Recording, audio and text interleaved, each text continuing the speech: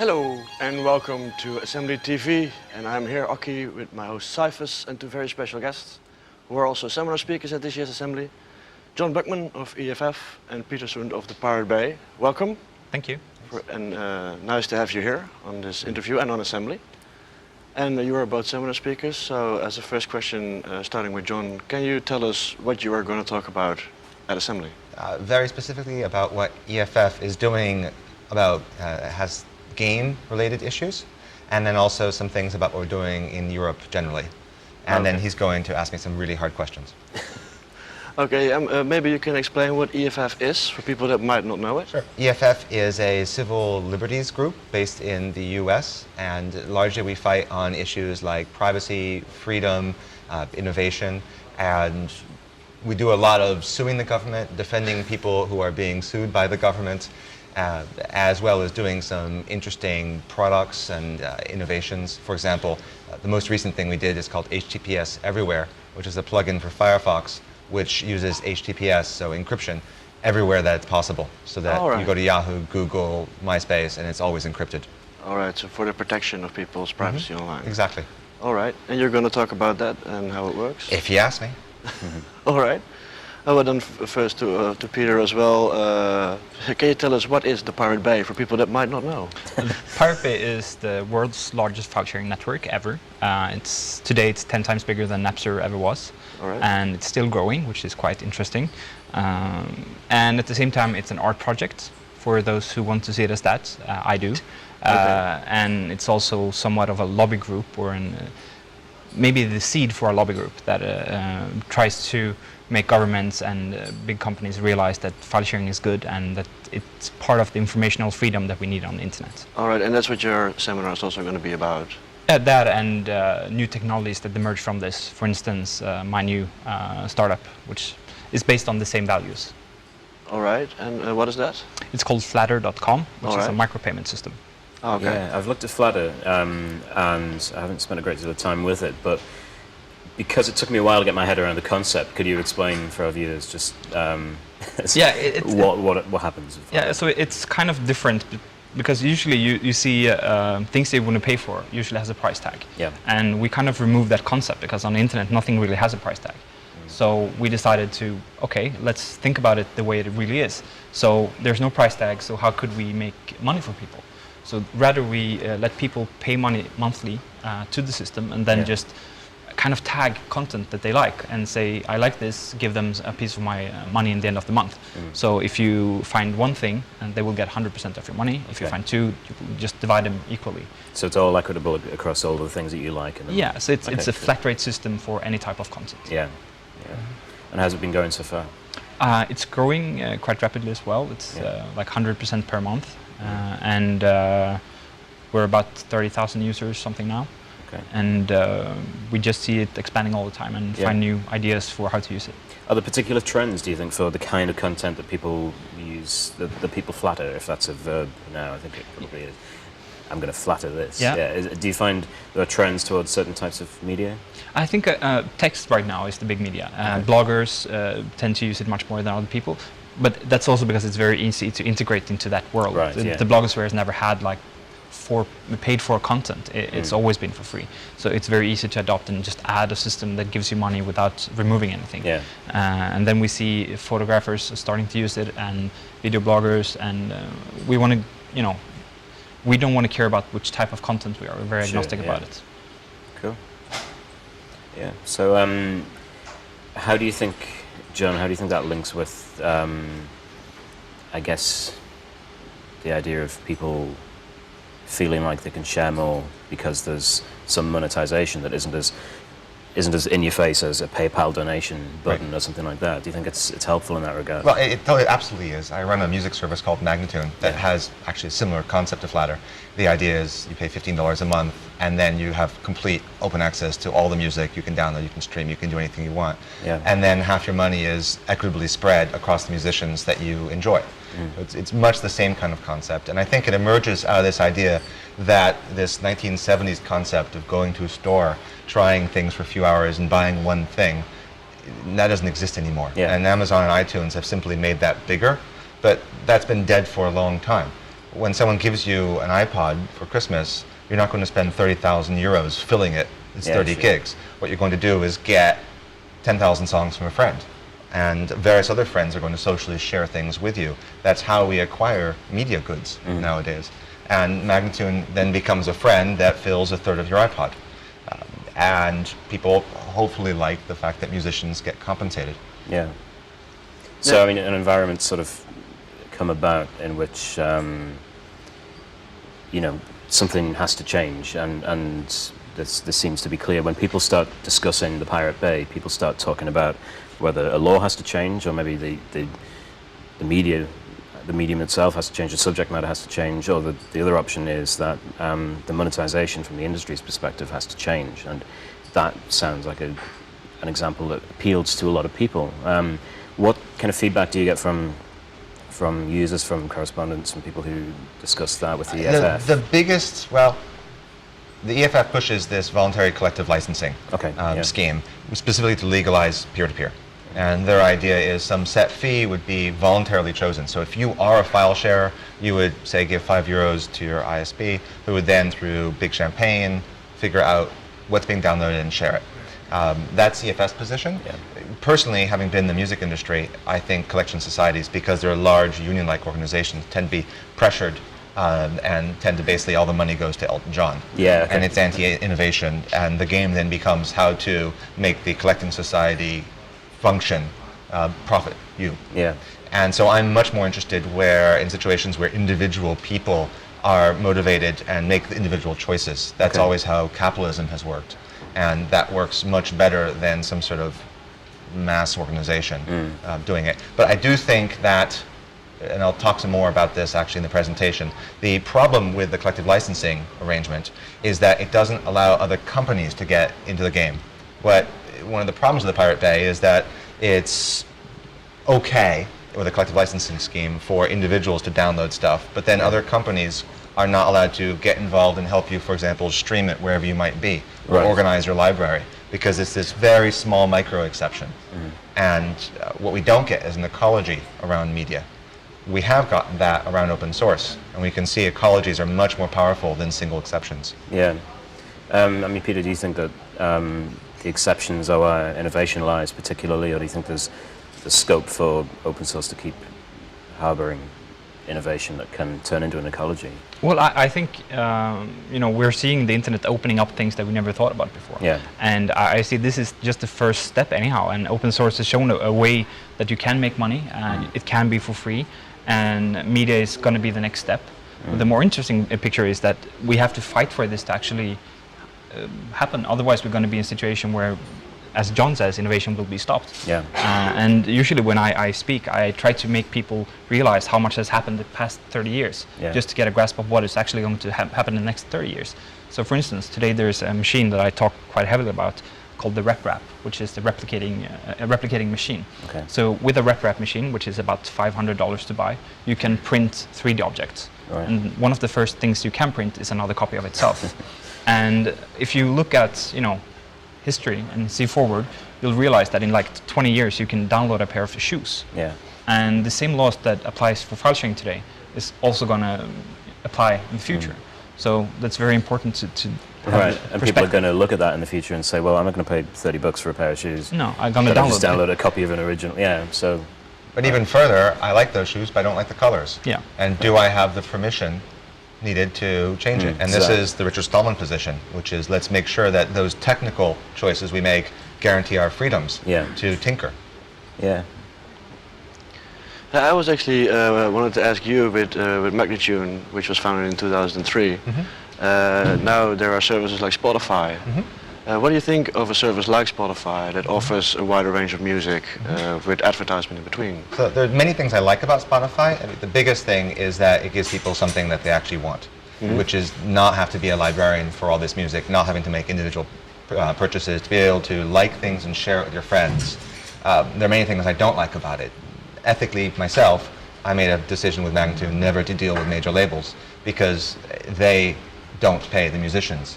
Yeah. And any money that goes to furthering their system is just furthering a system that we don't like. And I think it's a an ethical choice as a consumer to try and spend money in a way that creates a world that you like. Yeah. So I think Spotify is a really neat thing. They are moving things forward by finally offering something that people actually want. What the record labels are perhaps starting to realize is, first of all, people want a much larger collection of music than the labels used to think in the 1970s mentality. And second, sharing is absolutely essential, otherwise they're not going to pay. Yeah. And third, they need it in all sorts of ways that the record labels simply aren't in the business of providing. Mm-hmm. With Magnatune, for the first 6 years, I was selling downloads, and they were Creative Commons licensed and open and no DRM, and I thought I was solving every problem. And I was totally wrong, because then everyone still had to become a librarian and store it and make sure it was in your car, make sure it was at school, at the office place where you can't install software. And I changed my business model to be much more like Flatter, where everything is just open. And then all I have to worry about is making the people who give me money happy, and making all the people who might give me money happy as well. Yeah. The problem is, how do we get the media companies to that stage where their business is making music listeners happy? Yes. And do you think that there is no longer room for these big record labels as they are now? Because people have been discussed on the internet as well, like times are changing, people are managing their own music themselves, are sending out music themselves through blogs and arrange everything themselves. There are many studies showing that people like music more if they think other people like it. Yeah. That's just how we're wired.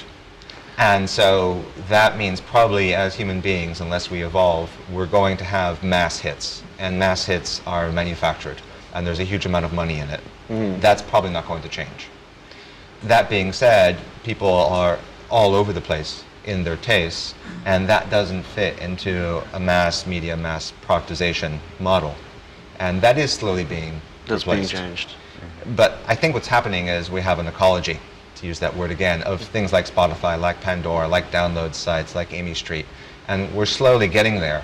But as long as people still want to listen to the music the major labels have manufactured, we're not going to have as much progress. Mm-hmm. You say that some things aren't going to change, and I think you're both probably very familiar with the idea of control of big industry, and the first thing that a lot of people noticed about the Pirate Bay, if they hadn't used it so many years ago, was your responses to letters from record labels and stuff like that, which made people think that it really humanized Pirate Bay against the faceless industry. And John, I guess I've been reading about Apple, the jailbreaking exemption, as well as the Gizmodo thing. Maybe we'll have time to talk about that later.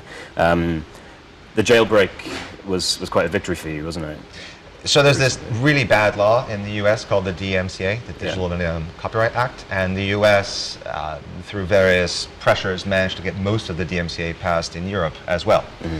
And one of the rules was, if a company puts a lock on something, it's illegal to break the lock, even to exercise the rights you have. Yeah. So before that, if you bought a phone, you had the right, for example, to change the operating system on it. Then they put a lock on it, and then removing the lock was itself a crime.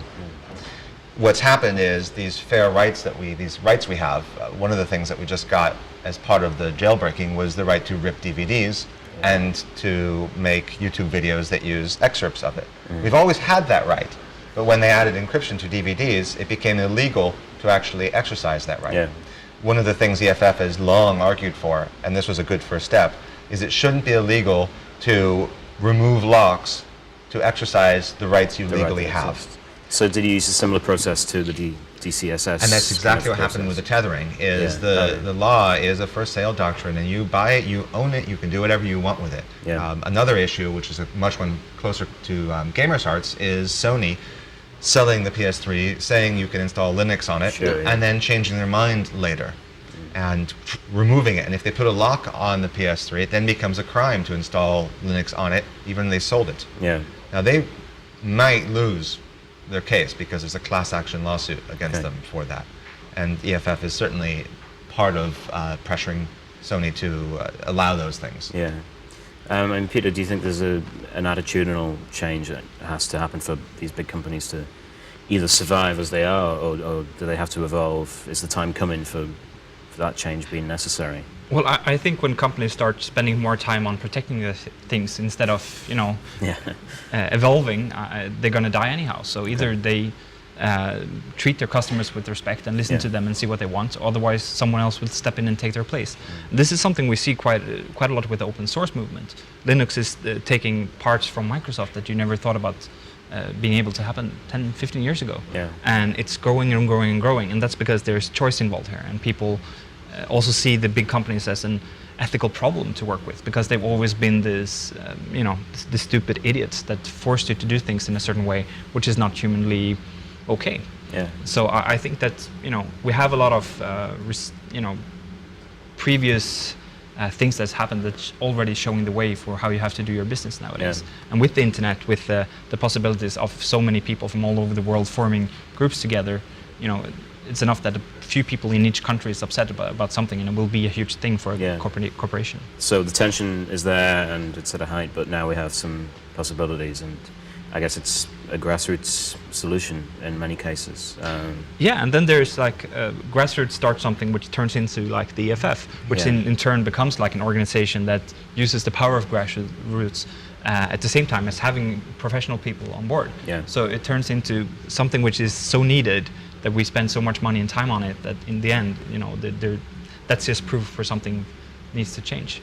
Yeah. I did want to say one thing, which is EFF does have 3 full-time people who deal with international issues specifically, and many of our members are not US members, because so much of what we do affects the rest of the world. Mm-hmm. So when the game comes out that's got very bad terms for users, everyone globally has to deal with that. Yeah. When Facebook has privacy settings that are unintelligible and really bad for users, it has to be a US organization that pressures them or possibly even sues them. Yeah. So I guess I'd say go to EFF.org and click join now, because we need as many people internationally as we can. Sure, yeah. It increases our ability to make change.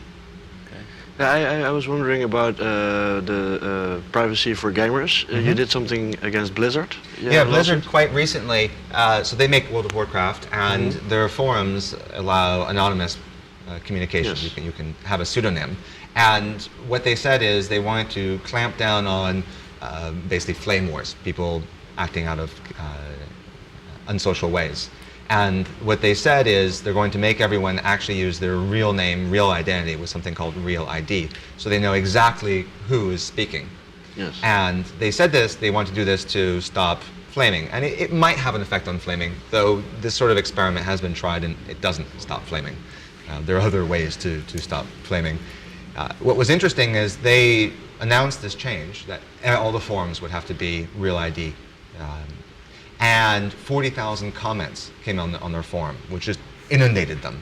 And they actually backed down. And this is a company that actually, with World of Warcraft, spies on your computer to make sure you don't have anything that they think is bad. This is a company that's used to invading your privacy, and for them to back down on this sort of issue because their customers said, we've had enough, is very really interesting. Yeah. So you can take that as a collective victory, your input and the users. Yeah, I wouldn't say it's our input. I mean, we issued a policy statement, and maybe this made them nervous, but what made them a lot more nervous was 40,000 people who pay saying that we're going to leave. Yeah. And it's not like World of Warcraft is without competition. Sure. And as now people get a voice, much easier that the company has to listen now, because else they will lose. That's right. And if the forums, the other thing is they would lose control, because if the forums went Real ID, the forums would simply move elsewhere. Yeah. To someplace that doesn't require them. Different solution. Mm-hmm. Yeah. And I guess you mean with Blizzard looking on your hard drive for things they don't like is like they look for cheat programs. Yeah, well, That is what they say. We actually sued and went to court and lost with Blizzard a few years ago, specifically for people to be able to use their own servers instead of using Blizzard servers. So if you bought the game, you shouldn't, we think, if you bought the game, you own it, you shouldn't have to communicate through Blizzard servers. And there was something called, I think it was BNet, that was an open source version of the Blizzard servers.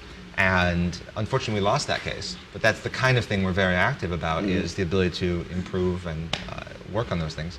Some things, like Second Life, take those sorts of attitudes to heart and try to empower people. Yeah, but I'd like it to is see more games like that. Because I can imagine for a company like Blizzard, that World of Warcraft is like meant to be played online, so they want to also give the best service. That's why they want to have the use our Actually, no, service. it's actually not that. It turned out that these open source servers were more powerful significantly than the ones that Blizzard gave, and so the responsiveness of the servers was much better. But it was out of their control, so they wanted to keep Yes, control. and also it was maybe 20, 30 people at a time. So much smaller group, only people you know, which is really kind of cool. You can play World of Warcraft with just your friends and not all the other people who come in. And the servers were much faster. And it's actually much the same thing. I'll bring Second Life in again. Their servers are partitioned. They're 4 CPU machines, and when you buy a dedicated server, you actually buy 1/4 of a server. And Second Life is often very slow. They've talked about going open source, and maybe they will, because then people could set up their own 4 CPU servers and actually make the server work. Yeah. Yeah, I mean, it works for IRC. You know, people volunteer another server, another node. We see these things scale much better, right? Yeah, BitTorrent wouldn't have worked if everything went through the Pirate Bay. Yeah. And Peter, you remarked about companies, you know, fighting to protect stuff that exists rather than developing. I mean, that sounds a perfect example. They just needed to listen to what their users wanted, which is smaller servers, or more choice, I think. You know, choice to go in a smaller server or to... I think it's also very important for companies to realize that if they give people the option to do something, the people will be happier customers, even if they don't use the option. Right, yeah. It's the notion of this company is treating me okay, it's treating me fair, and you know that's just PR, which is cheap PR even. Treat your customers with respect. Yeah, it's cheaper than shouting at them on the news for downloading. That's not going to work. Yeah. You know, we've seen that the past 100 years. It's not going to work. Yeah. About the party particularly, I mean, I know you were in TRSI, and so you know what to expect from a demo party, and this is so much more than a demo party as well. How have you found walking around Assembly? Well, I realized that I haven't been to Assembly for 16 years, but it still looks quite the same. Yeah. I like that there's so much demo scene here still, which just makes me really happy. You know, I think it's quite interesting that Scandinavian and Finland is really top level still when it comes to these demo parties, and it really brings a lot of attention to computers and it teaches people a lot. So I'm happy about it. Cool. How have you found it, John? Yeah, very much the same thing. I mean, I started off doing assembly language programming and pushing my video cards to the limit. And I remember when Unreal came out on the demo scene, I was like really, really motivated. Did you see the C64 copy of it? No, I haven't. Oh, it's amazing. I'll show Very you. It's cool. amazing. Okay, okay. I mean, the thing about Finland specific for me is that you're a nation of very quiet people who tend to do a lot of interesting work. So the trick for the two of us, who are both alpha males, is to shut up for a while and try and get you guys to tell us what you're doing and bring your minds to the table. Right. That's why I came. Yeah. I think it's interesting. Actually, this is my first assembly. I've been to other demo parties, and this is my first assembly. And I was interested to notice that there's a lot of respect. I mean, amongst what we've got, maybe 10,000 people here, and maybe 500 of them are demo sceners. And there's a lot of respect in the hall when a demo competition's on the big screen. Everybody shuts off their music, shuts down their monitors, and watches the stuff, which I think is really nice. They could have Assembly's been around for nearly 20 years, and like many other demo parties that started as demo parties turned into gamer parties. And Assembly has always had, like, we keep the demo scene roots, like we hold them very high. And we have competitions, and it's very serious, and everybody obliges, and it's really cool to see. Yeah. For even if there are not that many sceners as there are gamers, it's really respectful, and it makes Assembly really nice, especially from a demo scene perspective. It would be so easy to get rid of it and keep it going as a Go for the commercial gamers. gaming event, but That's what didn't happened in choose to Sweden do with that. DreamHack. Yeah. It's really commercial, it's really expensive, and they treat people as crap, to be honest. Okay. And you know, I'm really happy when I go to the gathering, for instance, because they're really also trying to keep to the roots. And They also have a very big connection still with the demo scene. And, and I think that's really important. It also, you know, there's two cultures that collide with the gaming culture and the demo culture. And you know, my friends from the demo scene, they are all making games now, except me. So you know, that's. Yeah, it's kind of back in the 90s. It really like crossed over, because when you were doing graphics on a computer, you would go into games, and it's. Yeah. But then the gamers, she said you haven't been to Assembly for 16 years. There are people here that are younger than 16. that you haven't been to Assembly, so it really changes. I feel old. The funnest thing, actually. You are old. Oh, don't say that. A friend of mine actually made a game. He was in a demo group. I won't mention the name. And then he was the one who cracked the game as well, which is something only happens. That's quite double-sided. You do that. Yeah. Like you first make it and then you crack it. That's cool. You mentioned before that you view Pirate Bay as art, and that's probably quite a controversial statement. I mean, I see where you're coming from, and I think anybody who knows some of the history that Emma's seen and recognises that so many great demo groups came about because people started out cracking games and then realised this is just much more fun to do for its own sake. How does that? How do you kind of define in your own mind the idea that kind of file sharing can be an art form and can be appreciated as such? Well, I think that humankind is an art form in itself, and something which has so many sides to it as Pirate Bay has to be art. And at the same time, we wanted it to be art, so then it's art. Yeah. We saw it as a digital community more than anything else.